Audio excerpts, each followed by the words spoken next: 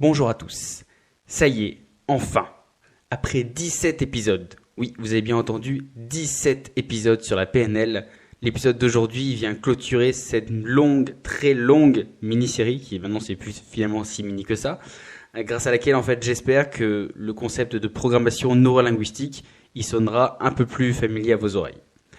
Donc du coup, qui dit fin d'une aventure dit début d'une autre, et donc du coup pour ce fait, n'hésitez pas à me contacter, donc notamment via la page Facebook. Donc tapez juste Electron Penseur. Si vous avez des sujets, des questions ou voilà des idées des prochains épisodes, voilà, je suis ouvert à toute proposition. Donc voilà, après une intro beaucoup trop longue, voilà tout de suite le dernier et ultime épisode de cette série, avec aujourd'hui le 31e épisode. Bonne écoute.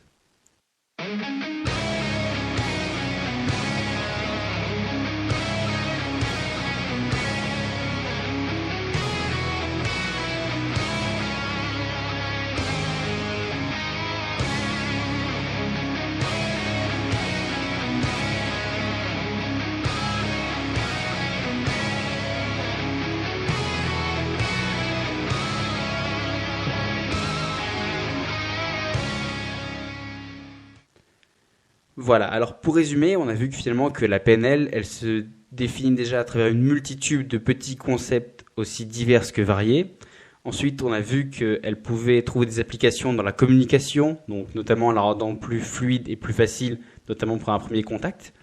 Ensuite, on a vu qu'elle pouvait être utilisée comme thérapie, ou du moins comme introspection, voilà, pour mener une espèce d'enquête sur soi-même. Ensuite, on a aussi vu qu'elle pouvait être utilisée dans la résolution de problèmes ou notamment dans le changement de point de vue, avec par exemple la dissociation ou autre, qui vous a d'ailleurs, c'est un des épisodes qui vous a le plus plu. Et donc du coup, aujourd'hui, dans cet ultime épisode, on va voir ses ultimes applications, c'est-à-dire l'apprentissage. Donc oui, en plus de toutes ces qualités, qui je l'avoue font très produit miracle qui guérit le cancer et a fait marcher sur l'eau, donc du coup, il en reste une qui, selon moi, est la plus importante, la plus universelle et sûrement la plus applicable. Donc du coup, en fait, c'est l'épisode du jour, c'est-à-dire l'apprentissage par imitation. Donc en fait, la PNL, comme on va dire tous les courants de développement personnel, elle défend l'idée que l'apprentissage, c'est la clé du développement. Mais qu'à l'arrière, elle en donne une version légèrement nuancée, c'est-à-dire l'apprentissage par imitation. Donc ce concept d'apprentissage par imitation, en fait, il part du postulat que personne n'est un autodidacte. Personne ne naît d'un coup avec la science infuse et rajoute des pages aux encyclopédies, voilà, juste avec sa propre connaissance. Donc finalement, pour apprendre, il nous faut nécessairement apprendre des autres. Et à la rigueur même des innovateurs de génie, donc là actuellement on va dire Elon Musk pour citer, donc du coup on pourrait dire que c'est un innovateur de génie qui pense à des trucs que personne n'a jamais pensé, même non seulement il pense, mais en plus il les fait. Mais en fait, il faut savoir qu'Elon Musk, il a passé des centaines d'heures le nez dans des bouquins et a suivi des formations pour apprendre le savoir de milliers d'autres personnes sur des centaines, voire des milliers d'années d'évolution de la société. Et finalement, en fait, justement, c'est tant mieux, parce que c'est justement ce qui constitue l'essence même d'une civilisation. L'essence même d'une civilisation, c'est sa capacité d'accumuler du savoir et de le transmettre à son prochain. Parce que s'il n'y a pas justement cette capacité, il n'y a pas de civilisation. Parce qu'en fait, finalement, à chaque génération doit finalement tout réapprendre, et l'humanité, du coup, elle fait du surplace. Si on n'avait pas justement... si on privait les humains de la manière de communiquer entre eux et de se transmettre du savoir, on finirait juste vite par s'écrouler. Et du coup, finalement, quelqu'un qui apprendrait à faire du feu, il serait incapable de le recommuniquer à ses enfants ou à d'autres personnes qui eux-mêmes devraient en plus se battre au bout de longues années pour apprendre à faire du feu. Voilà, c'est un peu l'idée. Donc du coup, c'est un peu le concept de l'apprentissage. Sauf que la PNL, elle pousse ça encore plus loin, c'est-à-dire que plutôt que d'apprendre un peu partout et devenir, on va dire, un joyeux melting pot de connaissances, ce qui est tout à fait acceptable, hein, pour le coup, je suis exactement comme ça, parce que je suis passionné par une quantité astronomique de sujets. Donc du coup, il y a eu deux écoles, il y a ceux qui veulent qui sont passionnés plein de trucs, qui veulent être un peu bons partout, avoir plein de connaissances de plein d'éléments différents. Et on va dire, il y a ceux qui souhaitent être un peu plus spécialistes, devenir, on va dire, des experts dans un sujet. Et c'est justement à ceux qui veulent devenir experts dans un sujet que le concept du jour il s'applique. Donc en fait, pour devenir expert dans un domaine, on va dire que la méthode traditionnelle, je dis bien entre guillemets, on va prendre vraiment au sens large, elle pourrait se définir par finalement entoure-toi de gens passionnés, suis 2-3 mentors, et après lis, écoute et regarde absolument tout sur le sujet, et on va dire à force de persévérance, tu finiras par devenir un expert. Donc ça, c'est on va dire la méthode un peu traditionnelle. La méthode PNL, donc, ce serait plus en fait, plutôt que d'imiter juste la carrosserie ou le bruit du moteur, ce serait d'essayer de comprendre le fonctionnement interne, comment ça marche, comment les pièces, comment les engrenages les uns par rapport aux autres. Donc, pour généraliser ça, en fait, c'est que plutôt d'avoir uniquement la connaissance qui est transmise, c'est-à-dire par les interviews, par les livres ou autres, ce serait en fait d'essayer de se fondre carrément dans la peau de son mentor, dans sa façon de parler, de se tenir, dans le contexte dans lequel il évolue. Donc cette notion, on va dire, elle peut rejoindre plus ou moins celle d'ancrage donc de l'épisode 25. Donc en fait, finalement, si vous faites les mêmes gestes, avec les mêmes schémas de pensée, avec en imitant et reproduisant exactement la même chose, du coup, les résultats ils devraient tendre à être similaires. J'ai dit tendre, bien sûr, parce que c'est pas miracle, quoi. Vous n'avez pas une photocopieuse, ça. Il y a forcément des gestes que vous allez reproduire un peu moins. Prenons un exemple comme le tir à l'arc ou autre. Voilà, si vous pouvez reproduire le geste d'un expert, mais voilà, vous pourrez peut-être pas le reprendre en contractant exactement toutes vos fibres musculaires au même moment, en ayant exactement le même corps, en ayant mangé exactement la même chose. Il y aura toujours des petits trucs infimes qui vont changer, et c'est ce qui va donner, on va dire, la modification infime des petits résultats. Donc du coup, voilà, c'est pour ça que ça tend à être similaire, mais que c'est pas magique, quoi.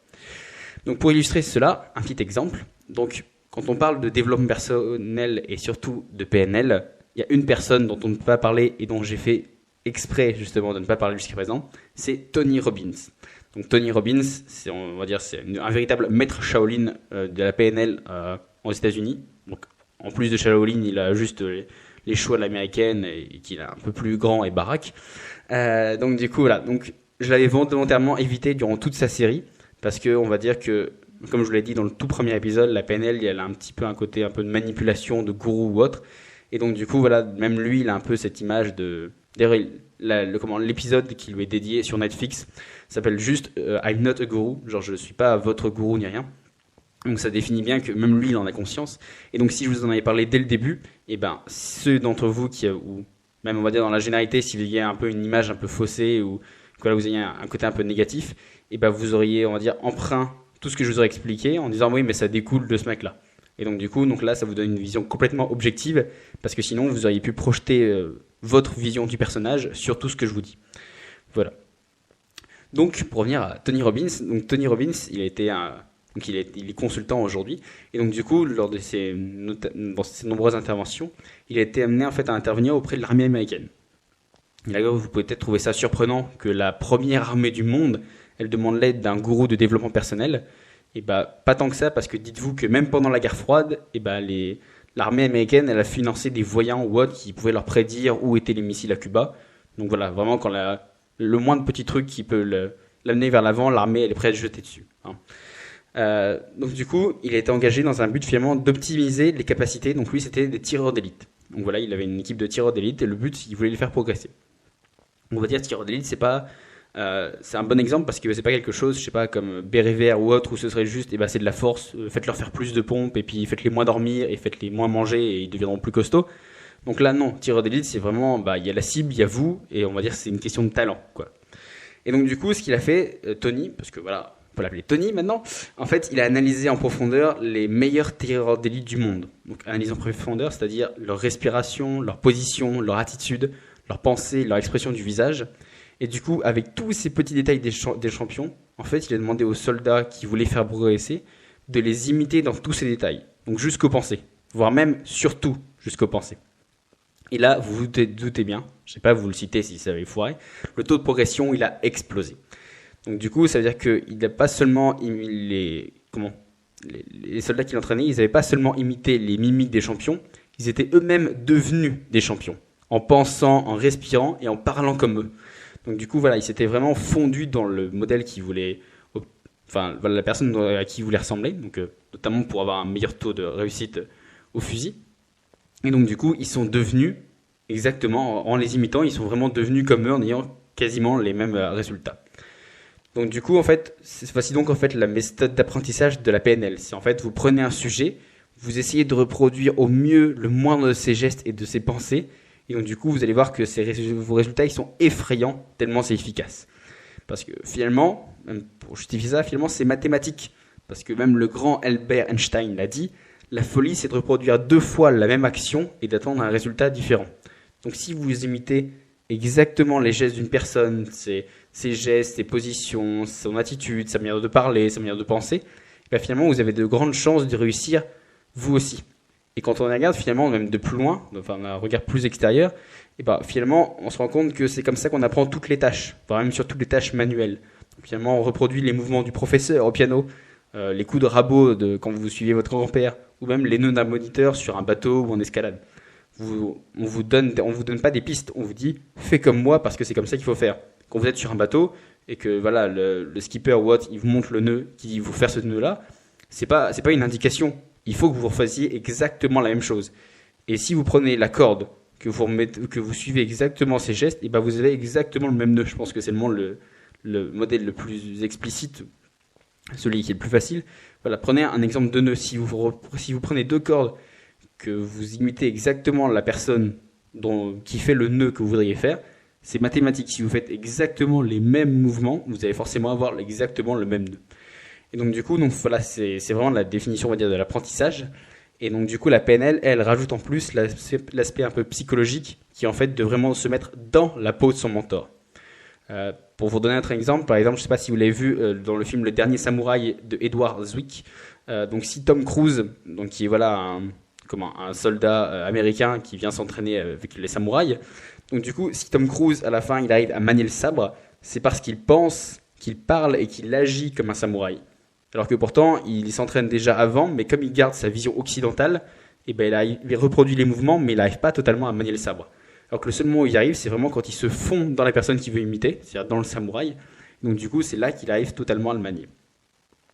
Donc finalement, en fait, l'apprentissage par imitation de la PNL, c'est donc une manière qui est efficace et même, on va dire, plus rapide que la méthode traditionnelle qui consistait juste voilà, à lire, à apprendre, et on va dire, voilà, à regarder juste de l'extérieur et à se dire, bah tiens, c'est comme ça qu'il faudrait faire, plutôt que là, essayer de reproduire tel quel ce qui a marché. Attention, parce que je vous vois venir, ça ne veut pas non plus dire qu'on doit imiter toute sa vie sans jamais avoir sa propre voix et que voilà, on doit être juste que des pâles copies de ceux qu'on réussit. Mais finalement, est-ce que c'est pas Yoda qui a dit le fardeau de tous les maîtres, c'est d'être le sol sur lequel ils croissent. Donc du coup, c'est ça en fait, le socle, c'est bien la base qui est nécessaire, le côté un peu solide pour pouvoir ensuite voler de ses propres aigles. Donc, faut pas vous limiter qu'à ça, faut pas être un socle toute votre vie, si vous voulez l'exemple. Mais en fait, si vous négligez ce socle d'apprentissage, et bah du coup, ça revient exactement à la même chose que de construire un château sur du sable. Voilà. Donc, après ce petit épisode, donc le petit call to action, le petit passage à l'action de l'action concrète de ce que je viens de raconter. Donc, en fait, le petit call to action d'aujourd'hui, il va être assez court. En fait, c'est juste de mettre en application l'idée d'aujourd'hui. C'est-à-dire de prendre un de vos mentors, et si vous n'en avez pas un, bah, trouvez-en un dans le domaine qui vous intéresse. Ça peut être, je sais pas, la cuisine, le cinéma, le sport, peu importe. Et regardez des vidéos sur lui, des interviews. Mais pas juste, on va dire, pas juste ce qu'il dit, mais essayez, voilà, maintenant que vous savez, essayez de regarder vraiment de l'intérieur, voilà, d'essayer de comprendre comment il pense, de ce qu'il fait, comment il se tient. Essayez tout ça et essayez de l'appliquer à vous-même. Et si ça marche pas, si vous dites bah non, pourtant j'essaye et mes résultats ils avancent pas, après je vous ai dit, vous allez pas les égaler directement. C'est pas parce que vous regardez comment, je sais pas, quelqu'un court le 100 mètres que voilà, si vous courez de la même manière, paf, vous allez battre Usain Bolt. Non, mais si vous analysez comment il court Usain Bolt, vous allez forcément beaucoup gagner de vitesse, beaucoup plus de vitesse que par rapport à de là où vous partiez. Donc pour enfoncer l'exemple, il faut savoir par exemple que les cours, nous, on va dire commun des mortels, quand on apprend à courir avec le talon, c'est-à-dire quand vous courez, c'est votre talon qui touche le sol en premier, alors que les coureurs du 100 mètres, si vous regardez bien, en fait, ce qu'on appelle le griffé, c'est-à-dire qu'ils tapent avec l'avant du pied, donc en plus ils ont des crampons, et en fait ils mettent l'avant du pied loin et ils tirent comme s'ils voulaient griffer la piste, donc du coup c'est ce qui les propulse en avant. Et essayez la prochaine fois que vous allez courir et vous allez voir, essayez on va dire de courir juste sur le bout de vos pieds comme si vous vouliez, un peu comme si vous étiez un vélociraptor qui plantait ses griffes dans la piste, et vous allez voir que vous allez gagner des secondes, c'est certain. Donc je ne dis pas que vous allez battre Usain Bolt, mais voilà, c'est un petit détail où quand vous l'appliquez sur vous, ça vous fait faire des progrès fulgurants. Et à la rigueur, si ça marche pas, parce que ça peut ne pas marcher, et du coup, c'est qu'en fait, il y a forcément un petit détail, un élément crucial qui, à la rigueur, n'était pas évident, mais qui vous a échappé. Donc ça peut être, par exemple, je sais pas, la position des yeux, la position des mains, l'orientation du corps. Donc à la rigueur, soyez plus attentif sur ces petits détails et réessayez. Parce qu'on va dire que même s'il existe des génies, on va pas se mentir, voilà, il y a des mecs qui sont hors du commun, et bien finalement tout le monde il peut être imité, tout le monde il peut être copié. Regardez Mozart par exemple, on va dire c'est un génie inégalé en musique, et pourtant tout le monde peut jouer de ses partitions. La plupart des œuvres de Léonard de Vinci, elles ont été faites par des élèves et par lui, sans vraiment qu'on aperçoive la différence. C'est pour vous dire que voilà, il y a des génies, mais tout le monde peut être copié, et il y a personne qui est pas imitable. Après, il y en a qui sont plus ou moins, où il y a plus ou moins de sens de les copier ou autre. Je sais pas, par exemple notamment, je sais pas, dans la création d'entreprise ou voilà. Si vous essayez demain de faire un deuxième Apple en imitant exactement ce que Steve Jobs il a fait, ça va pas vraiment de sens puisque là, le contexte est plus le même et Apple existe déjà. Donc après, tout n'est pas bon à copier. Ce que je vous disais, c'est un socle. Tout n'est pas bon à copier du début à la fin. Donc du coup, tout ce que je peux vous dire, c'est alors essayez, trouvez, imitez et découvrez et bon courage. Et sur ce, moi je vous dis merci de votre attention et à la semaine prochaine. Ciao.